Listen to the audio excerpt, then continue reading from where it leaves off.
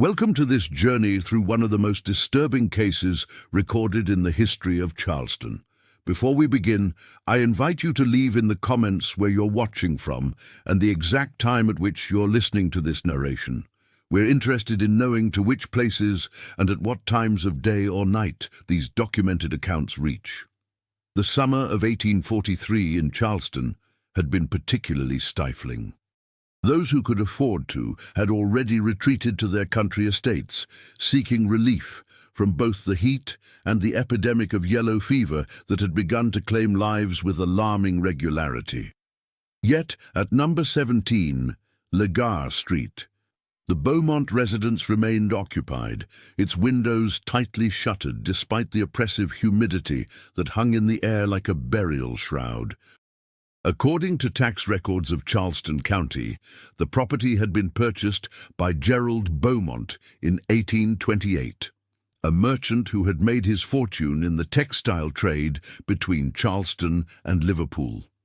The records show that upon his death in 1841, the property passed to his only daughter, Eveline, then aged 26 and unmarried. An unusual circumstance for a woman of her standing and age in Charleston society. The Charleston Mercury Society pages from 1838 through 1842 make occasional mention of Miss Bowmont attending various functions, though several accounts describe her as reserved and particular in her associations. The events that would later cast a shadow over Legar Street began, according to courthouse records, on June 27, 1843, when Evelyn Bowmont registered the purchase of a new enslaved person, a man named Marcus Reed. What is known with certainty is that by 1843, Eveline Bowmont lived alone in the residence, save for a household staff of 7 enslaved individuals. The transaction was handled by the firm of Grimble & Sons, one of the largest slave trading operations in the city. What makes this purchase unusual was not the act itself, but rather the price paid. County records indicate that Bowmont paid $480 for Reed, nearly double the typical price for an enslaved field worker at that time. More curious still was that Reed was not a field worker at all.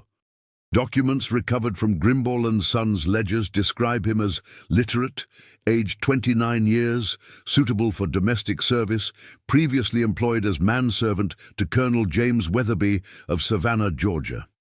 Why Miss Bowmont would pay such a premium for a domestic servant when she already maintained a full household staff remains one of the first questions in this troubling narrative. It should be noted that in the social climate of 1843 Charleston, interactions between white women of standing and enslaved men were strictly governed by unwritten but rigid codes of conduct. Enslaved men were almost never permitted to serve directly as valets or personal attendants to white women, yet parish records from St. Michael's Church indicate that Reverend Thomas Palmer, during his regular pastoral visits to the Bowmont residence that summer, observed that Reed appeared to serve as Miss Bowmont's personal attendant, a fact he noted as unusual but not unprecedented given the lady's eccentric nature. Dr. William Harrington's medical log, preserved in the Charleston Medical Society archives, shows that he was called to the Bowmont residence on August 15th of that year. The reason for the visit was recorded simply as female complaint, a common euphemism used by physicians of the era when treating women for any number of conditions that propriety forbade naming explicitly. What makes this visit noteworthy is that it was the first of 23 visits Dr. Harrington would make to the residence over the next 7 months. According to testimony later given by Sarah Jenkins, an enslaved cook in the Bowmont household, Miss Bowmont began to withdraw from social engagements entirely by late August. Jenkins' account, recorded during the subsequent investigation, states, Miss Eveline ceased to receive callers entirely, save for the doctor and the reverend. She gave instructions that the drapes were to remain drawn at all hours and that no one was to enter the east wing of the house except for herself and the new man, Marcus. The Charleston Mercury Society pages from September through December of 1843 contain no mention of Eveline Bowmont at any social function, an absence that would have been noted in a community where social obligations were treated with the utmost seriousness, particularly for a woman of her standing. A letter from Mrs. Eleanor Pinckney to her daughter in Philadelphia, dated October 12th, makes passing reference to this absence. The Bowmont girl has become positively reclusive these past months. There is talk that she has developed some nervous condition, though Dr. Harrington remains discreet on the matter. Some speculate that her father's passing has finally affected her mind, delayed though such a reaction might seem. Winter in Charleston brought no change to the strange stillness that had settled over the Bowmont residence. The only regular visitors were Dr. Harrington, whose visits increased in frequency to twice weekly by January 1844, and Reverend Palmer, whose parish records indicate he called upon the household every Sunday after services to bring communion to Miss Bowmont, who remains indisposed. What transpired within the walls of 17 Lagar Street during those months was the subject of much speculation among the neighboring households. Rachel Cooper, an enslaved house servant at the adjacent property, would later testify that she often heard weeping late in the night, though whether it was Miss Bowmont or some other woman, I cannot say with certainty. More troubling were the accounts of Peter Brown, a free black night watchman who patrolled Lagar Street. In his statement to authorities in 1845, he claimed that on 3 occasions, between November 1843 and February 1844, he observed a tall male figure moving between the main house and the carriage house in the dead of night, carrying what appeared to be a bundle of some weight. When questioned further, Brown stated that he had assumed it was household business of no concern to me and had not reported the sightings at the time. The most significant entry in Dr. Harrington's medical log comes on March 3, 1844. The typically sparse notes contain an uncharacteristically detailed entry. Attended Miss Bowmont for the final phase of her female complaint. Mother and child appear in good health considering the circumstances, have administered the usual tonic and recommended complete rest. The situation remains confidential as per agreement. This entry represents the first documented evidence that Eveline Bowmont had been pregnant and had given birth to a child. In the antebellum South, for an unmarried woman of Eveline's social position, such an event would have been ruinous, not merely to her reputation, but to her entire standing in society. The father's identity would have been a matter of grave concern, particularly in a community obsessed with bloodlines and racial purity. No birth certificate or baptismal record exists for any child born to Eveline Bowmont. However, the parish registry of St. Michael's Church contains an entry dated March 10, 1844, recording the baptism of infant male child Thomas, born to household servant Patience. Patience was one of the enslaved women owned by the Bowmont household, described in property records as age 24 years, domestic worker. Here the historical record offers the first of several deeply troubling contradictions. Sarah Jenkins' testimony, given in 1845, explicitly states Patience had not been with child. There was no way she could have had a baby. Miss Eveline told us that Patience would be caring for her sister's child who had been sent from the country after the sister died of fever. But we all knew Patience had no sister. By April 1844, according to the account of Eleanor Pinckney in a letter to her daughter, Eveline Bowmont had emerged from her mysterious seclusion and had begun to make occasional appearances in Charleston society once again. Mrs. Pinckney noted that Miss Bowmont appeared altered somehow, thinner certainly, but with a strange intensity about her that some find discomforting. The Charleston Mercury of May 7, 1844, mentions Miss Bowmont's attendance at a benefit concert for the orphans of the yellow fever epidemic. The brief social note adds that Miss Bowmont has generously pledged $100 to the care of children left parentless by the recent epidemic, a substantial sum that reflects well on her Christian charity. What happened behind the closed doors of the Bowmont Residence between March and September of 1844 is largely a matter of conjecture. The testimony of household servants provides only fragments of the reality. Rachel Davis, an enslaved laundress in the household, later testified that there was a baby in the house, kept in the East Wing, but we were forbidden to speak of it or to enter that part of the house. Miss Eveline and Marcus were the only ones permitted to care for it. According to household accounting books recovered during the subsequent investigation, Eveline Bowmont made a series of unusual purchases during this period. Imported English baby clothes from Fraser and Company, a silver christening cup from Hayden Brothers silversmiths, and perhaps most tellingly, a customized miniature portrait locket from Manigault Jewelers. The receipt for this last item, dated June 18th, specifies 2 portrait settings with inscription as directed. On September 23rd, 1844, Eveline Bowmont made an unexpected visit to the offices of Preston and Whitfield, one of Charleston's most prominent legal firms. According to the firm's appointment book, she spent over 3 hours in consultation with senior partner George Preston. What transpired during this meeting would not become clear until much later. 2 days after this meeting, the Charleston Courier's classified section contained a notice that would later prove significant.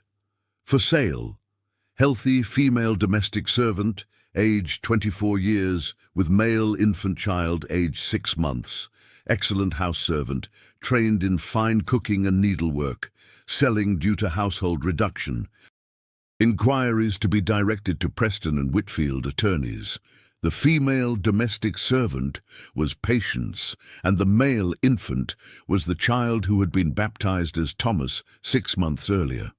What makes this advertisement particularly significant is that it represents the first documented instance of what was known in the parlance of the time as a fancy sale, the sale of an enslaved woman with her child, marketed specifically to buyers with certain proclivities. According to the firm's transaction records, Patience and the infant were purchased on October 2nd by James Woodward, a wealthy planter from Colton County, for the sum of $900, an extraordinarily high price that, as several historians have noted, suggests Woodward understood he was purchasing something beyond mere domestic help. What Eveline Bowmont could not have anticipated was that her carefully constructed narrative would begin to unravel just weeks after the sale was completed. The catalyst was Marcus Reed, who had remained in the Bowmont household throughout these events. County Sheriff records indicate that on October 21st, 1844, Marcus Reed was apprehended attempting to board a northbound vessel bound for Philadelphia. In his possession was found the sum of $215, a fortune for an enslaved person, and a letter addressed to the Pennsylvania Anti-Slavery Society. The contents of this letter were suppressed at the time, but would later prove crucial to understanding the events at the Bowmont Residence. Reed was immediately imprisoned in the Charleston workhouse on charges of attempted escape and theft. According to the jailer's log, Eveline Bowmont visited him there on October 23rd and engaged in what was described as a heated exchange. Following this visit, Reed was placed in solitary confinement, ostensibly for insolent and threatening behavior toward his mistress. What happened next suggests a calculated attempt to silence Reed permanently. Court records show that on October 25th, Eveline Bowmont filed formal charges against Reed, accusing him of theft of household valuables and attempted assault upon her person. Such accusations, particularly the latter, were effectively a death sentence for an enslaved man in antebellum South Carolina. Yet the case took an unexpected turn when George Preston, the very attorney who had handled the sale of Patience and the infant, came forward with a startling revelation. According to court transcripts, Preston testified that Eveline Bowmont had consulted him regarding the legal implications of a child born to a white woman but claimed to be born to an enslaved woman for purposes of concealment and subsequent disposal. Preston further testified that he had advised Miss Bowmont that such an action would constitute fraud in the sale of property, as well as potentially more serious crimes depending on the circumstances of the child's conception. He claimed that he had refused to participate in the scheme, but that Bowmont had proceeded without his assistance, merely using his firm's name in the newspaper advertisement. This testimony immediately transformed what had appeared to be a straightforward case of an enslaved person's attempted escape into something far more complex and scandalous. Judge William Harper, presiding over the case, ordered an immediate investigation into the allegations regarding the child's parentage and sale. The investigation quickly focused on recovering the letter found in Marcus Reed's possession when he was apprehended. This document, entered into evidence on November 3rd, contained Reed's account of the events at the Bowmont Residence. In it, he claimed that he had been purchased specifically because Eveline Bowmont had developed an unnatural attraction to him, and that she had compelled his intimate company through threats of severe punishment or sale to the sugar plantations of Louisiana. Reed's letter went on to state that Miss Bowmont had become pregnant and had concealed her condition from Charleston society. After giving birth, she had forced Patience to claim the child as her own, with the intention of later selling both mother and child to remove any evidence of her indiscretion. Most damning of all, Reed's letter claimed that the child born of this union bears upon his left shoulder a distinctive mark identical to one upon my own person, passed down through my maternal line. This claim of an identifying birthmark provided investigators with a means of verifying Reed's allegations. Judge Harper issued a writ ordering James Woodward to produce Patience and the infant for examination. Woodward initially resisted, but complied when threatened with charges of obstruction. The medical examination, conducted on November 12, 1844, by Dr. Harrington, the same physician who had attended Eveline Bowmont during her confinement, and two other doctors from the Charleston Medical Society, confirmed the presence of a distinctive birthmark on the infant's left shoulder. Dr. Harrington, when confronted with his own medical logs documenting his treatment of Miss Bowmont, acknowledged under oath that he had indeed delivered her child and had been paid a substantial sum to maintain silence on the matter.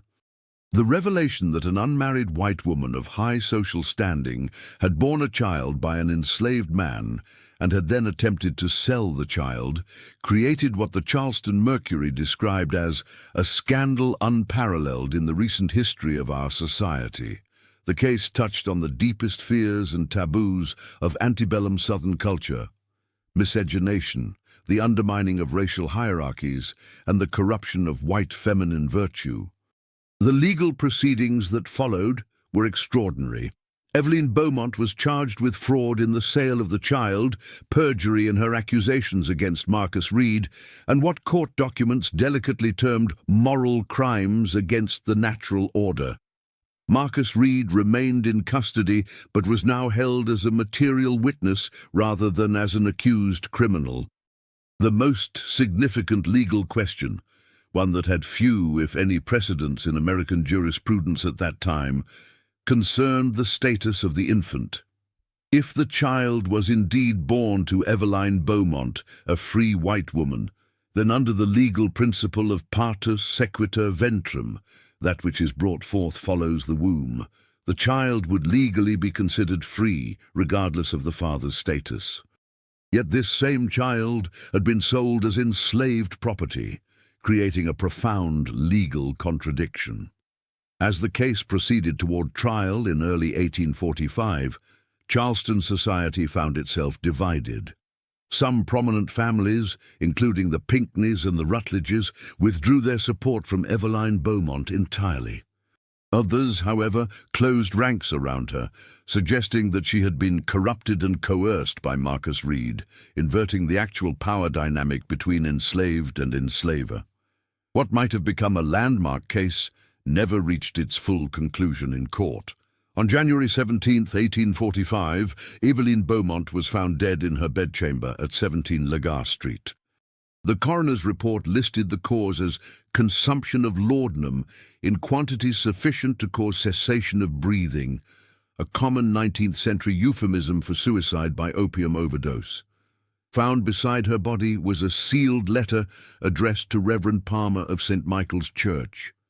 The contents of this letter have never been made public. Church records indicate only that Palmer requested and received permission to place it under seal in the church archives, to remain unopened for a period of 50 years, after which time the persons named therein shall have passed from this earthly realm. With Eveline Bowmont's death, the criminal case collapsed. Marcus Reed was returned to the status of enslaved property, now belonging to Gerald Bowmont's estate. In what some viewed as an act of mercy, and others as an attempt to bury the scandal deeper, Reed was purchased by a consortium of Charleston merchants and transported to Liberia as part of the American Colonization Society's resettlement program. No further record of his life exists in American archives. The fate of Patience and the infant Thomas proved equally complex. James Woodward, perhaps sensing the legal ambiguities surrounding the child's status, sold both mother and child to a planter in Georgia, effectively removing them from Charleston's jurisdiction. Despite efforts by some members of the Charleston Anti-Slavery Society to locate them, they disappeared into the vast, brutal system of American chattel slavery. 17 Lagar Street remained unoccupied for nearly a decade following Eveline Bowmont's death.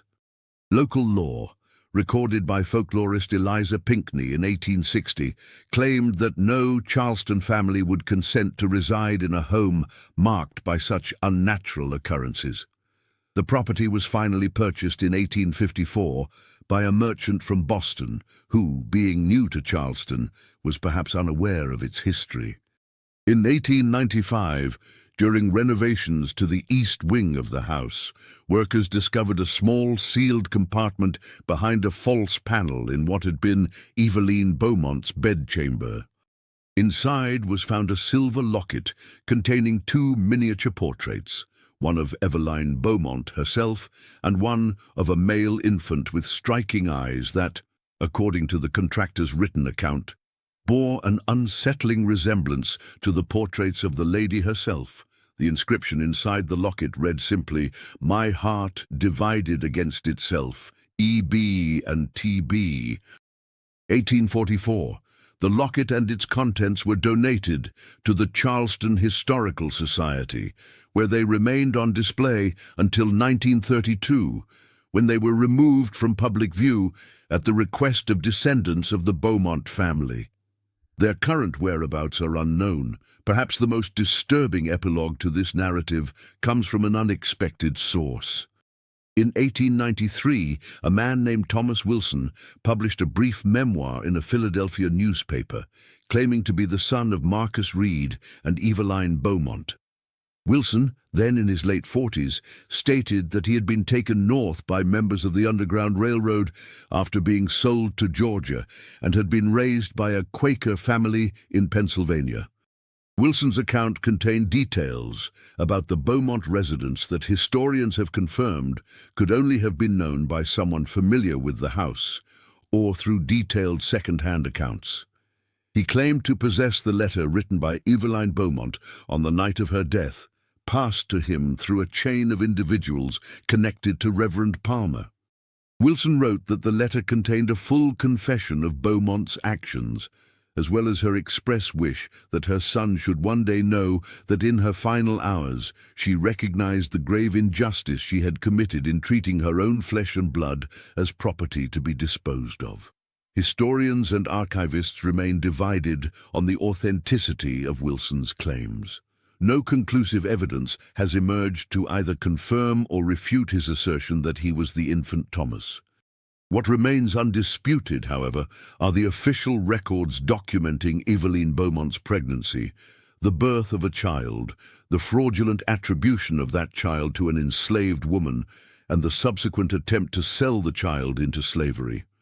The case of Evelyn Bowmont and Marcus Reed stands as a stark illustration of the profound moral contradictions inherent in the institution of American slavery, a system that not only permitted the commodification of human beings, but created conditions in which even the most intimate human connections could be distorted by the brutal logic of property and ownership.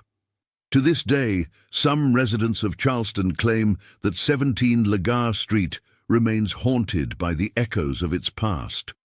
Night watchmen and passers-by have reported hearing the sound of a woman weeping or glimpsing the figure of a woman in 19th-century dress standing at an upstairs window, looking out as if searching for someone long lost.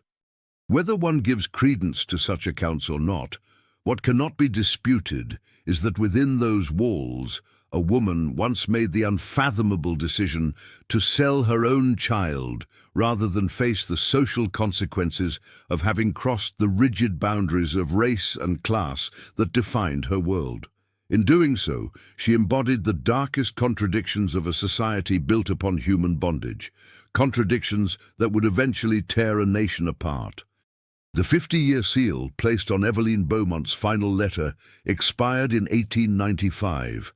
By that time, Reverend Palmer had long since passed away, and St. Michael's Church had suffered significant damage during the Civil War. Church archives from that period are incomplete, and despite extensive searches by historians, the letter has never been found. Like so many voices from that troubled era, Evelyn Bowmont's final testimony has been lost to time, leaving us with questions that may never be fully answered. However, in 1962, during the restoration of St. Michael's Church, workers discovered a hidden compartment beneath the floorboards of what had once been Reverend Palmer's office. Inside was a small tin box containing several documents that had apparently been concealed there some time before the Civil War. Among these papers was a sealed envelope bearing Evelyn Bowmont's distinctive handwriting.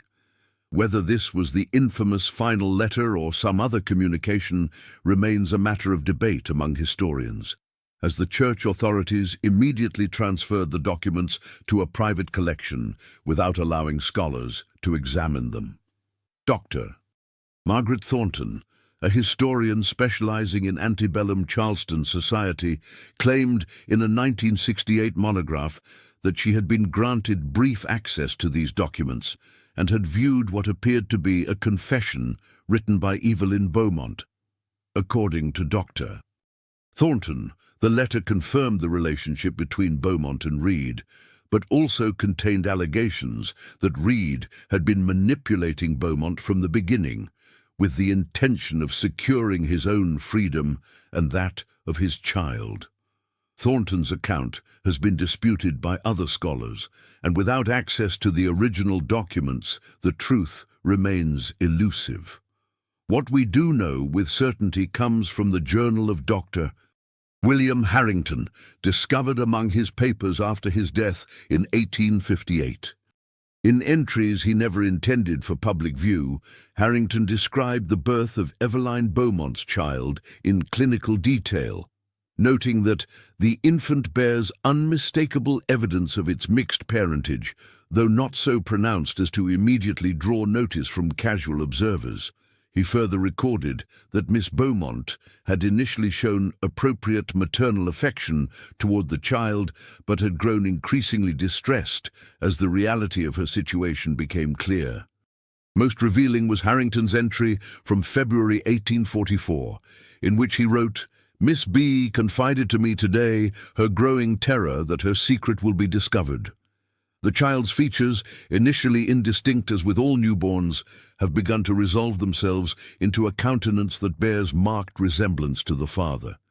She speaks of hearing whispers among the household staff and imagines accusatory glances from the few visitors she still receives. I have prescribed laudanum to calm her nerves, though I fear she may be developing a dependence on the preparation.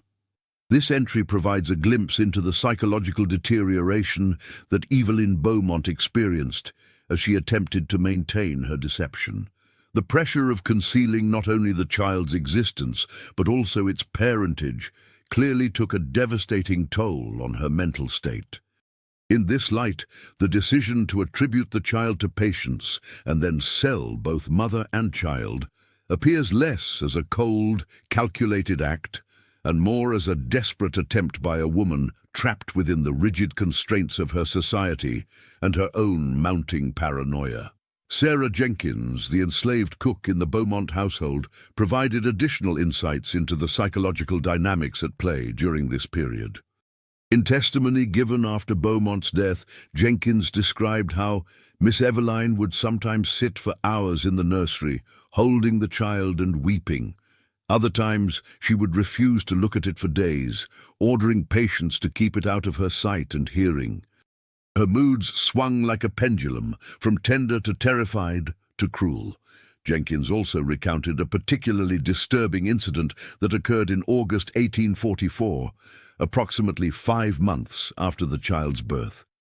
Miss Eveline had the child brought to the dining room during an evening when she had invited Reverend Palmer to dine. She presented the infant as Patience's child and watched the Reverend's face intently as he blessed the child. Later that night, I heard her pacing in her room, repeating over and over, "He knows, God help me, I could see it in his eyes. He knows." This incident suggests that Bowmont's psychological state had deteriorated to the point where she was testing the effectiveness of her deception, perhaps unconsciously seeking either reassurance that her secret remained hidden or absolution through discovery. The fact that she chose a man of the cloth as the subject of this test indicates the degree to which her actions had become entangled with questions of moral and spiritual judgment. Reverend Palmer's own diary, portions of which were published by the South Carolina Historical Society in 1922, contains oblique references to the Bowmont situation. In an entry dated September 5, 1844, Palmer wrote, "Visited the Bean household today.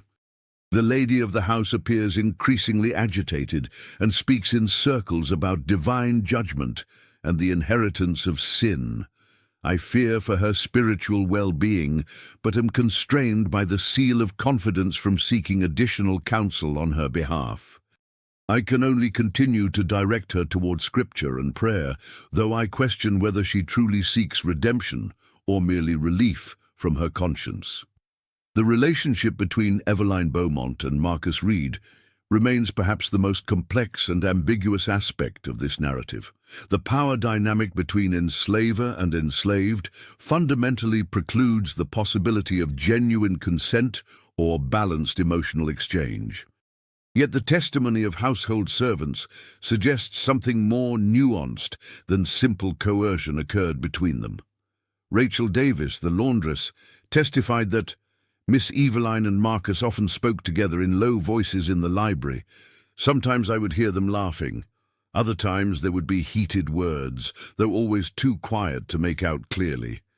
He had ways of moving in that house that no other enslaved person would dare, entering rooms without knocking, speaking without being spoken to first. This unusual degree of familiarity and apparent autonomy granted to Reed suggests that the relationship had evolved beyond the typical boundaries that governed interactions between white women and enslaved men in antebellum Charleston. Whether this represented a genuine emotional connection, a calculated manipulation on Reed's part to improve his condition, or some complex combination of the two remains impossible to determine with certainty.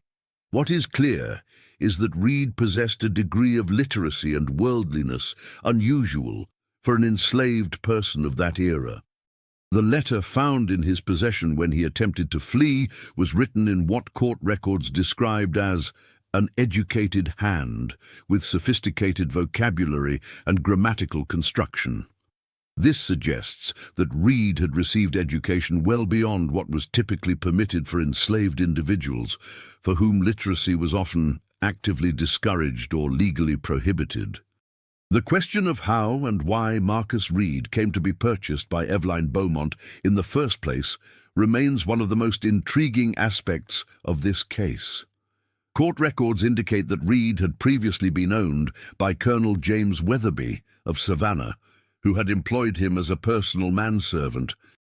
During the investigation following Bowmont's death, investigators attempted to interview Colonel Weatherby regarding Reed's character and background, only to discover that Weatherby had died 3 months after selling Reed to the Bowmont household.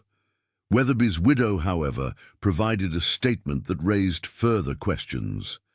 According to her testimony, Marcus Reed had been a troublesome influence in our household and had been sold after Colonel Weatherby discovered him attempting to ingratiate himself with female members of the family. She further claimed that Reed had ideas above his station and had once been caught reading books from her husband's library without permission.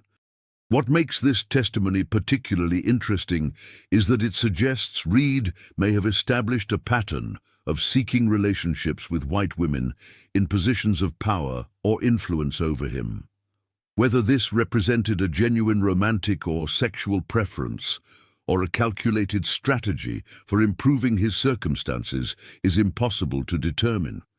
What is clear is that Reed possessed both the intelligence and the interpersonal skills to navigate the dangerous social terrain of the antebellum South with a degree of agency unusual for an enslaved person. The question of how Eveline Bowmont became aware of Reed's existence and decided to purchase him specifically has never been definitively answered. However, a letter discovered in the papers of Eleanor Pinckney offers a tantalizing clue. Written in May 1843, approximately 1 month before Bowmont purchased Reed, the letter mentions that Miss Bowmont was quite taken with the handsome manservant who attended Colonel Weatherby at the Simpson wedding breakfast. She inquired most particularly about his background and training. I thought little of it at the time, assuming she sought to improve the quality of her own household staff. But in light of subsequent events, one wonders if her interest was of a more personal nature from the very beginning. If this account is accurate, it suggests that the initial attraction may have been Bowmont's, and that she deliberately sought out Reed after their first encounter. This inverts the traditional narrative of the enslaved man as predator or seducer of white feminine virtue that was propagated by some of Bowmont's defenders after the scandal broke. The conception and birth of the child that would be named Thomas represents the physical embodiment of the boundary crossing that occurred within the Bowmont household. Dr. Harrington's medical logs indicate that the pregnancy progressed normally, though he noted that Miss B displays none of the common maternal anticipation one typically observes in women of her station. She speaks of the child as a problem to be managed rather than a blessing to be welcomed. The birth itself, which occurred on March 3, 1844, was attended by Dr. Harrington and a midwife named Ruth, an enslaved woman borrowed from a neighboring household specifically for this purpose. According to later testimony, Ruth was returned to her owners immediately after the birth and was sold to a plantation in Florida within the week. Another loose end tidily eliminated from the narrative Bowmont was constructing. The decision to attribute the child to Patience appears to have been made well in advance of the birth. Sarah Jenkins testified that Patience was kept largely confined to her quarters for several months before the child was born, with meals brought to her. When anyone from outside the household called, it was mentioned that Patience was in a delicate condition.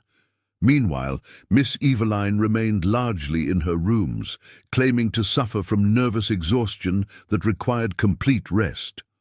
This careful choreography suggests a level of premeditation that complicates any attempt to view Eveline Bowmont merely as a victim of circumstances or her own emotions. The deliberate construction of a false narrative around the child's parentage, involving the effective imprisonment of patients and the manipulation of social expectations, demonstrates a calculated approach to preserving Bowmont's social position at the expense of those she held in bondage. The period between the child's birth and the decision to sell both patients and the infant represents perhaps the most psychologically complex chapter of this narrative. Mary Wilson, an enslaved housemaid, described finding Miss Eveline seated in the nursery in the middle of the night, holding the child and singing lullabies, tears streaming down her face.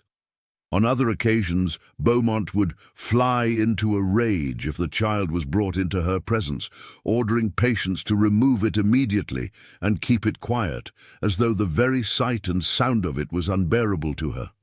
These dramatic mood swings suggest a profound ambivalence toward the child, a simultaneous emotional connection to it as her offspring, and a horror of what its existence represented in terms of her transgression of social and racial boundaries.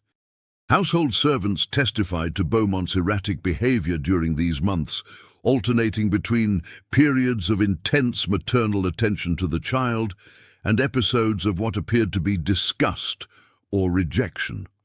This psychological conflict appears to have intensified as the child developed and, as Dr. Harrington noted, began to display features that more clearly indicated its mixed parentage.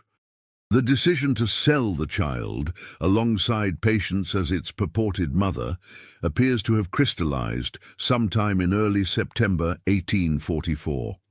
This timing coincides with Bowmont's visit to the law offices of Preston and Whitfield, suggesting that she sought legal advice regarding the sale. George Preston's later testimony that he advised against the scheme, but that Bowmont proceeded anyway, indicates her growing desperation to resolve the increasingly untenable situation in which she found herself. The actual mechanics of the sale reveal the extent to which the human trafficking system of American slavery facilitated Bowmont's attempt to erase her transgression. The advertisement placed in the Charleston Courier presented Patience and the infant as a package, a common practice in slave sales that often had the effect of preserving family units, however perversely, within a system designed to treat human beings as property.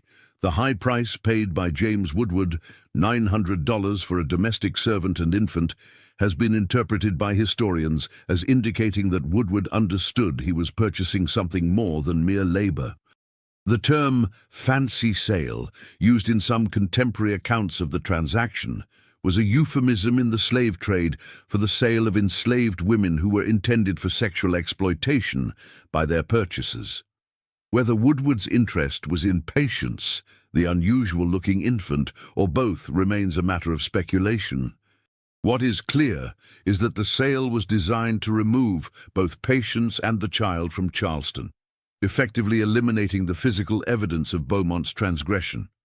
The choice of a buyer from Colleton County, some 50 miles distant from Charleston, ensured that the child would be unlikely to be observed by members of Bowmont's social circle as it grew older, and its features became more distinct. The unraveling of this carefully constructed scheme began with Marcus Reed's attempted escape in October 1844. The timing of this attempt, coming just weeks after the sale of Patience and the child, suggests that Reed may have been motivated by concern for his offspring's fate.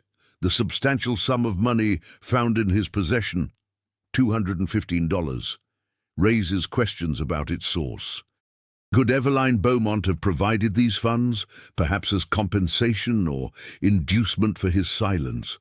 Or had Reed been slowly accumulating this money through some other means, biding his time until he could make his escape?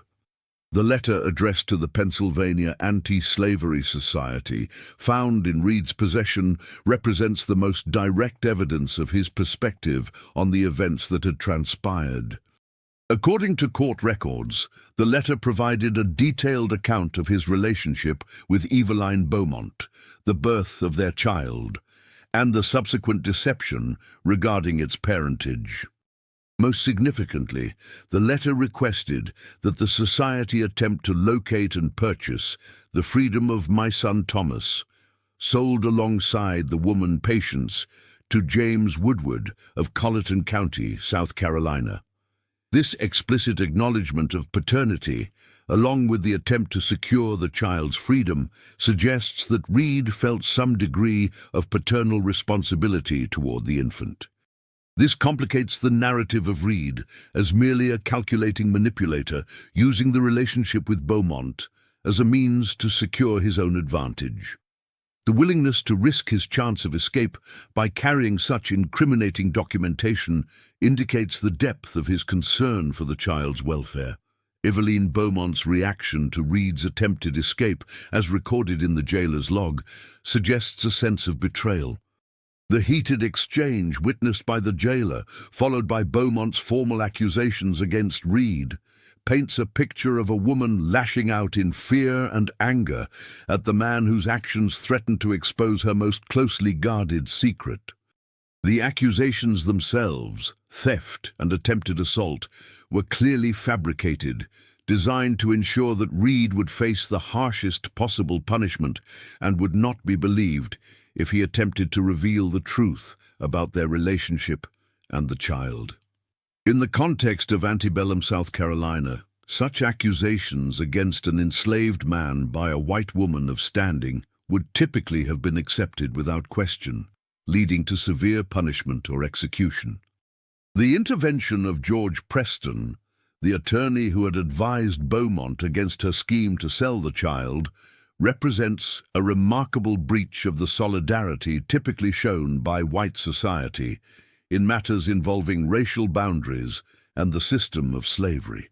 Preston's testimony that Bowmont had consulted him regarding a child born to a white woman but claimed to be born to an enslaved woman directly contradicted Bowmont's narrative and lent credibility to Reed's account.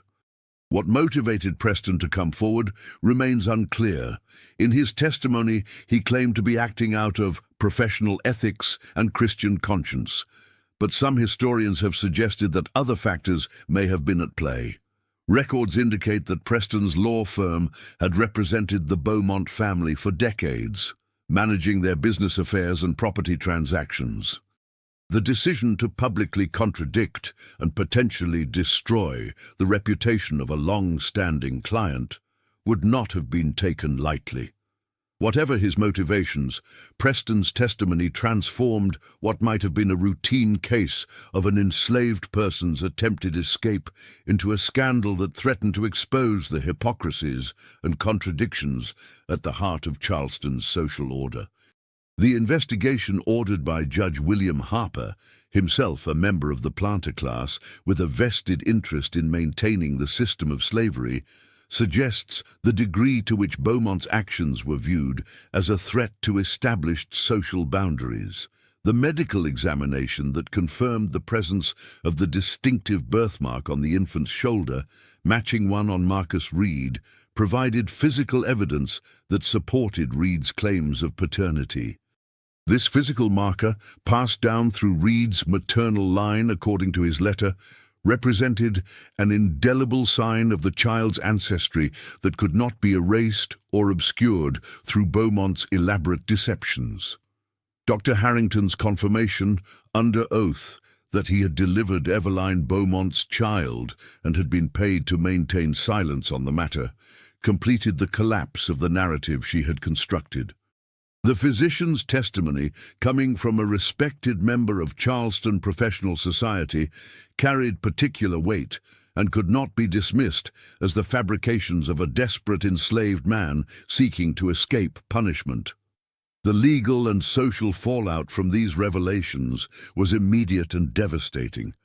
The Charleston Mercury's description of the case as a scandal unparalleled in the recent history of our society understates the profound shock that rippled through Charleston's upper classes. The case touched on the deepest anxieties of white Southern society, the fear of racial mixing, the potential for enslaved men to exert agency even within a system designed to deny it to them, and the capacity for white women, the symbolic repositories of racial purity and social virtue, to transgress the very boundaries they were meant to embody. The division of Charleston society in response to the scandal reveals the extent to which the case threatened established social narratives. Those who withdrew support from Evelyn Bowmont entirely were acknowledging the gravity of her transgression against the racial order. Those who closed ranks around her, suggesting that she had been corrupted and coerced by Marcus Reed, were attempting to preserve the fiction of white female vulnerability and black male predation that underpinned so much of the ideology justifying slavery. The legal questions raised by the case, particularly regarding the status of the infant Thomas, represented a fundamental challenge to the system of property rights that defined American slavery.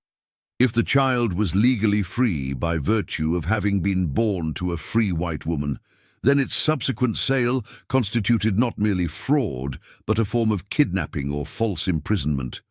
Yet acknowledging this legal reality would require the courts to recognize and legitimize the product of a relationship that the entire social order was constructed to prevent and condemn. Evelyn Bowmont's suicide on January 17, 1845, provided a convenient resolution to these legal contradictions. With her death, the primary witness and perpetrator of the alleged crimes was removed from the equation, allowing the case to be quietly set aside without the need to address its more troubling implications for the legal and social system. The sealed letter addressed to Reverend Palmer, found beside Bowmont's body, represents one of the most tantalizing loose ends in this narrative. The decision to place it under seal for 50 years suggests that its contents were considered too sensitive or damaging to be made public in the immediate aftermath of the scandal.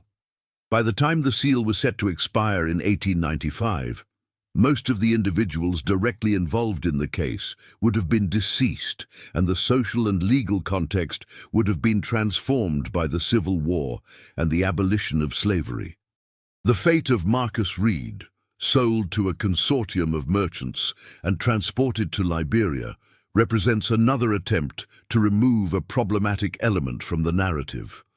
The American Colonization Society's resettlement program, which transported formerly enslaved people to the colony of Liberia in West Africa, was often presented as a humanitarian initiative, but frequently served as a means of removing free black individuals whose very existence challenged the racial hierarchies of American society. The disappearance of patients and the infant Thomas into the vast system of American chattel slavery in Georgia illustrates the ease with which human beings could be made to vanish within this system, their identities and histories erased as they were bought, sold, and transported across state lines. James Woodward's decision to sell them shortly after purchasing them suggests his awareness of the legal complexities surrounding the child's status and his desire to avoid becoming entangled in the scandal. The discovery of the hidden locket in 1895, containing portraits of Evelyn Bowmont and the infant with the inscription, "My heart divided against itself," provides a poignant glimpse into the emotional reality behind the legal and social narrative. The choice of words suggests that Bowmont experienced her feelings for the child as a form of internal conflict, a division between her natural maternal attachment and the social imperatives that demanded she reject and conceal that attachment. The removal of the locket from public display in 1932 at the request of Bowmont family descendants indicates the lingering power of the scandal to affect reputations even decades after the events themselves.